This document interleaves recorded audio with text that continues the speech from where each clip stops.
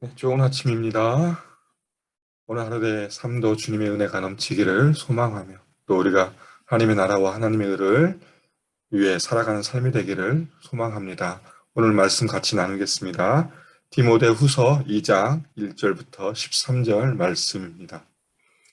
디모데후서 2장 1절부터 13절 말씀입니다. 제가 읽겠습니다. 내 아들아, 그러므로 너는 그리스도 예수 안에 있는 은혜 가운데서 강하고 또 내가 많은 증인 앞에서 내게 들은 바를 충성된 사람들에게 부탁하라. 그들이 또 다른 사람들을 가르칠 수 있으리라. 너는 그리스도 예수의 좋은 병사로 나와 함께 고난을 받으라. 병사로 복무하는 자는 자기 생활에 얽매이는 자가 하나도 없나니 이는 병사로 모집한 자를 기쁘게 하려 함이라. 경기하는 자가 법대로 경기하지 아니하면 승리자의 관을 얻지 못할 것이며 수고하는 농부가 곡식을 먼저 받는 것이 마땅하니라. 내가 말한 것을 생각해 보라. 주께서 범사에 내게 총명을 주시리라. 내가 전한 복음대로 다윗의 씨로 죽은 자 가운데서 다시 살아나신 예수 그리스도를 기억하라. 복음으로 말미암아 내가 죄인과 같이 매이는 데까지 고난을 받았으나 하나님의 말씀은 매이지 아니하니라. 그러므로 내가 택함 받은 자들을 위하여 모든 것을 참음은 그들도 그리스도 예수 안에 있는 구원을 영원한 영광과 함께 받게 하려 함이라. 미쁘다 이 말이여, 우리가 주와 함께 죽었으면 또한 함께 살 것이요 참으면 또한 함께 왕노릇할 것이요 우리가 주를 부인하면 주도 우리를 부인하실 것이라. 우리는 미쁨이 없을지라도 주는 항상 미쁘시니 자기를 부인하실 수 없으시리라. 아멘. 오늘 우리가 살펴본 말씀은 디모데후서 2장입니다. 오늘 본문은 바울이 디모데를 향하여서 하나님이 맡겨진 사역들을 어떻게 감당할 것인가, 그 방법들을 디모데에게 제시하고 있습니다. 그것은 복음을 부끄러워하지 아니하고 복음으로 인해 찾아온 고난에 동참하라라는 것으로 이야기하고 있습니다. 1절과 2절에 보면 바울은 디모데를 향하여서 고난을 감당할 수 있는 능력에 대해서 이야기합니다.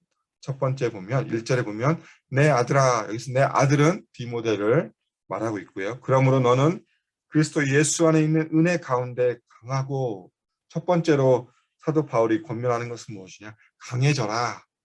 너의 마음을 단단히 해라. 라고 하는데 무엇을 통해서 강해지라고 합니까? 예수 그리스도 안에 있는 은혜 가운데, 예수님의 안에 있는 은혜를 경험하고 그 은혜를 통해서 너의 마음을 강하고 담대히 하라라고 사도 바울은 이야기하고 있습니다. 우리가 그리스도인을 살아가면서 또 그리스도의 주어진 삶을 또 사역을 감당하는 데 있어 가장 첫 번째는 그리스도의 은혜가 없이는 아무것도 할 수 없다라는 것을 사도 바울은 이야기하고 있습니다. 그렇기 때문에 예수 안에서 주어지는 그 은혜를 날마다 경험하고 그 은혜를 힘입어서 우리의 마음을 강하게 하고 그 강한 마음을 통해서 우리가 하나님이 우리에게 맡겨주신 사역을 감당할 수 있다라고 사도 바울은 디모데에게 이야기합니다. 그게 첫 번째고, 두 번째는 무엇이냐면 2절에 보면 내가 많은 증인 앞에서 내게 들은 바를 충성된 사람들에게 부탁하라라고 이야기하고 있습니다. 충성된 사람들에게 부탁하라. 하나님의 일들, 하나님의 사역은 혼자 감당하는 것이 아니라 함께 하는 것이다 라고 이야기하면서 옆에 있는 주위 사람들과 함께 그 사람들을 동역자로 세우고 그들이 다른 사람들에게 다가가서 말씀을 전할 수 있도록 그 사람들을 세우라라고 이야기하고 있습니다. 그러나 그 사람들의 조건은 무엇입니까? 바로 충성된 사람, 충성된 자, 하나님 앞에 신실한 자들을 세우고 그 신실한 자들을 세워서 하나님의 일들을 함께 같이 해라라고 이야기하고 있습니다. 그러니까 첫 번째로 예수님 안에서 은혜를 받은 것으로 인해서 마음이 강해지고 그것을 통해서 혼자 사역하는 것이 아니라 함께 동역해야 된다라는 것을 사도 바울은 디모데에게 그렇게 권면하고 있습니다. 우리가 늘 하는 사역들, 우리가 주어진 교회 사역들, 또 우리가 살아가는 하나님의 사역들은 결코 혼자 감당하는 것이 아닙니다.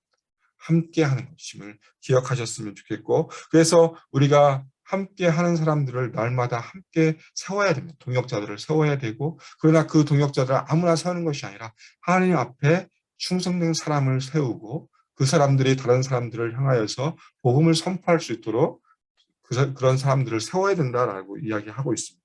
그러면서 3절부터 시작해서 6절까지는 고난받은 삶이 어떤 삶인가, 어떤 자세로 삶을 살아야 되는가를 이야기하고 있습니다. 그러면서 3절에 보면 너는 그리스도 예수의 좋은 병사로 나와 함께 고난을 받으라 라고 되어 있습니다. 여기서 고난을 받는다라는 의미는 무엇이냐면 좋지 않은 여건, 또 여건, 또 조건 가운데 어떤 상황 가운데 그것을 견딘다라는 의미를 가지고 있습니다. 결국 나와 같이 고난을 받으라는 것은 뭐냐면 복음을 전하다 보면 우리가 상황이 좋을 때도 있지만 좋지 못할 때도 있지만 그 모든 좋지 못한 상황 가운데에서도 견뎌라라고 이야기하고 있습니다. 그런데 무엇으로? 예수의 좋은 병사로 하라고 하고 있습니다. 여기서 보면 병사가 하는 일이 무엇입니까? 4절에 설명되어 있습니다. 병사로 복무한 자는 자기 생활에 얽매이는 자가 아니고 그 병사를 모집한 자를 기쁘게 한다라고 이야기하고 있습니다. 자기 생활에 얽매이는 자라는 건 무엇이냐면 자신의 처한 삶의 상황을 생각하지 않는다라는 것입니다. 근데 자신의 어떤 의지, 자신의 가지고 있는 어떤 생활의 습관, 그것에 얽매이는 것이 아니라 그 상황을 초월해서 오직 그 병사를 부르신 그 사람을 모집한 자를 기쁘게 해야 된다라고 이야기하고 있습니다. 그것은 바로 무엇입니까? 우리의 대장 되신 예수 그리스도, 예수님 그것으로 인해서 디모데는 예수 그리스도를 기쁘시게 해야 된다라는 것을 이야기하고 있습니다. 디모데가 처한 환경이 그 환경에 매몰되는 것이 아니라 그 환경을 뛰어넘어서 어떤 환경 가운데서도 그 모든 환경을 견디고 예수 그리스도를 향하여서 나아가고 예수 그리스도를 만족시키는 복음 전도자가 돼야 된다라고 사도 바울은 이야기하고 있고, 그러면서 두 번째로 얘기하는 것이 경기하는 자를 말하고 있습니다. 경기하는 자는 법대로 경기하지 아니하면 승리자의 관을 얻지 못한다라고 이야기하고 있습니다. 우리가 뭐 늘 생각해 보면 뭐 마라톤을 하거나 달리기를 하거나 또 어떤 경기를 하든 축구건 뭐 배구건 어떤 경기를 하든 가장 중요한 무엇입니까? 그 룰을 지키는 것이 않습니까? 그래야 그 룰을 지킴으로 거기서 승리했을 때 주어지는 그 영광을 누릴 수 있는 거지. 우리가 편법과 불법과 또 가지고 있는 수단과 방법을 가리지 않고 승리하기 위해서 하는 것으로 인해서 우리가 어떤 경기를 이긴다? 그것은 결코 우리에게 승자의 관을 주지 않는다라고 사도 바울은 이야기하고 있습니다. 이것은 또 어떤 것과 연결되냐면 앞에 좋은 군사와 연결되어집니다. 군사로서 규칙을 지키는 것이 중요하다라는 것을 다시 한번 권면하면서 경기하는 자를 비유로 다시 들고 있습니다. 경기하는 자가 규칙대로, 법칙대로 해야만 승리자의 관을 얻는 것처럼 하나님의 좋은 군사, 예수의 좋은 군사가 되기 위해서는 우리에게 주어지는 규칙들, 우리가 해야 될 것은 반드시 해야 되고 하지 말아야 될 것은 하지 말아야 된다는 것을 사도 바울은 설명하고 있습니다. 그러면서 6절에 보면 수고하는 농부의 비유를 다시 한번 이야기하고 있습니다. 수고하는 농부가 곡식을 먼저 받는 것이 마땅하다라는 의미는 뭐냐면 열심히 수고하고 애쓰는 농부, 하나의 곡식을 얻기 위해서 이른 아침부터 밤늦게까지 수고하는 그 농부가 받는 것은 뭐냐면 첫 열매를 받을 수 있다라는 것을 의미합니다. 첫 열매를 수고하는 농부가 받는 것이 마땅하다라는 의미를 가지고 있습니다. 이것은 무엇입니까? 우리가 상급을 바라보며 농부와 같이 열심으로 복음을 전해야 된다는 의미를 가지고 있습니다. 어떻게 보면 좋은 군사, 경기하는 자, 수고하는 농부를 통해서 사도 바울은 디모데에게 너에게 주어지는 복음을 전하면서 당하는 고난은 결코 쉽진 않지만 그러나 그 모든 것을 이기고 견딜 때는 너에게 주어지는 상급이 있을 것이다. 그 상급을 바라보면서 하나님께 나아가고 복음을 위해 최선을 다하고 또 예수 그리스도 그 군사로 부르신 그 예수 그리스도를 바라보면서 그분을 만족시키기 위해서 노력해라라는 것으로 이야기하고 있습니다. 그러면서 7절부터 시작해서 13절까지 내가 고난받는 이유, 내가 그 이유가 무엇인가를 다시 한번 사도 바울은 디모데에게 이야기하고 있습니다. 7절에 보면 내가 말하는 것을 생각해 보라 그러면서 8절에 이렇게 이야기합니다. 전한 복음대로, 내가 전한 복음대로 다윗의 씨로 죽은 자 가운데서 다시 살아나신 예수 그리스도를 기억하라라고 이야기하고 있습니다. 결국 제일 중요한 것은 예수 그리스도를 기억하는 것이다 라고 이야기하고 있습니다. 예수 그리스도가 의미하는 게 무엇입니까? 바로 지금까지 사도 바울이 전했던 모든 복음의 핵심이 바로 예수님이다. 예수님께서 십자가에 죽으시고 부활하신 그 예수님이 복음의 핵심이다라는 것을 다시 한번 기억하라고 이야기하고 있습니다. 그러면서 구절에 보면 복음으로 말미암아 내가 죄인과 같이 매인바 되었다라고 이야기하고 있습니다. 메인바 되었다는 무엇입니까? 지금 현재 이 디모데 후서를 쓰고 있는 바울의 현 상황을 말하고 있습니다. 그것은 로마의 감옥에 갇혀 있는 자신의 형의 모습을 설명하고 있고, 그러나 내가 이렇게 고난받는 이유는 바로 복음 때문에, 예수 그리스도 때문에 내가 이 고난을 받고 있고 내가 감옥에 갇혀 있다라고 이야기합니다. 그러면서 한마디를 더합니다. 하나님의 말씀은 매이지 아니한다. 내가 비록 복음을 전하면서 내 육신의 몸은 감옥에 갇혀 있지만 복음, 예수 그리스도는 절대 갇히지 않는다. 매이지 않기 때문에 어디서든지 우리가 복음을 선포할 수 있다라고 사도 바울은 다시 한번 이야기하고 있습니다. 그러면서 10절에 보면 내가 모든 것을 참는다. 그 참는 이유가 무엇입니까? 그리스도 예수 안에 있는 구원을 영원한 영생과 함께하기 위해서 이 고난을 참는 이유가, 내가 참는 것을 통해서 하나님을 알지 못하는 사람들이 예수 그리스도를 알고 그들이 구원의 은혜에 참여하고 구원의 영광에 참여하는 것을 통해서 나는 기쁨을 누릴 수 있다라는 바울의 고백입니다. 그러면서 11절부터 시작해서 미쁘다 이 말이여, 우리가 주와 함께 죽었으면 또한 함께 살 것이요 참으면 또한 함께 왕노릇할 것이요 우리가 주를 부인하면 주도 우리를 부인할 것이다 라면서 다시 한번 사도 바울은 디모데에게 이 말을 전하고 있습니다. 우리가 누구와 함께 해야 되는지, 또 어떻게 살아가야 되는지, 우리가 하나님과 함께 살고 주님과 함께 살면 우리가 죽은 것 같지만 다시 산다라는 것을 이야기하고 있습니다. 십자가의 부활의 능력을 믿은 사람은 부활의 능력을 다시 한번 기억해야 된다라고 이야기하고 있습니다. 그러면서 참으면, 함께 고난을 받으면 왕노릇 한다라는 것은 무엇입니까? 하나님의 나라에서 영원한 상급을 누리면서 하나님 우편에서 주시는 상급을 누릴 수 있다. 왕처럼 그런 삶을 누릴 수 있다라고 이야기하고 있고, 그러면서 무엇을 또 말합니까? 주를 부인하면 주도 우리를 부인하실 것이다. 결국 우리가 하나님을 부인하면, 예수 그리스도를 부인하면 주님도 우리를 부인하실 것이기 때문에 우리가 평생 우리가 살아가는 삶을 통해서 오직 예수 그리스도를 바라보며 살아가야 될 것을 다시 한번 이야기합니다. 그러면서 마지막으로 이렇게 얘기합니다. 우리는 미쁨이 없을지라도, 미쁨이란 단어가 무엇이냐면 신실함을 의미합니다. 신실하다. 결국 우리가 어떻게 보면 예수 그리스도 앞에서 신실함이 없지만 예수님은 항상 미쁘시다, 신실하시다. 그래서 자신이 이야기하신 것을 부인하지 아니하신다. 결국 우리가 연약하고 때로는 연약해서 넘어질 수 있지만, 그러나 다시 주님 앞에 나와서 회개할 때 주님은 그 신실하심을 말미암아 우리를 보듬어 주시고 안아주실 것이다 라고 사도 바울은 이야기합니다.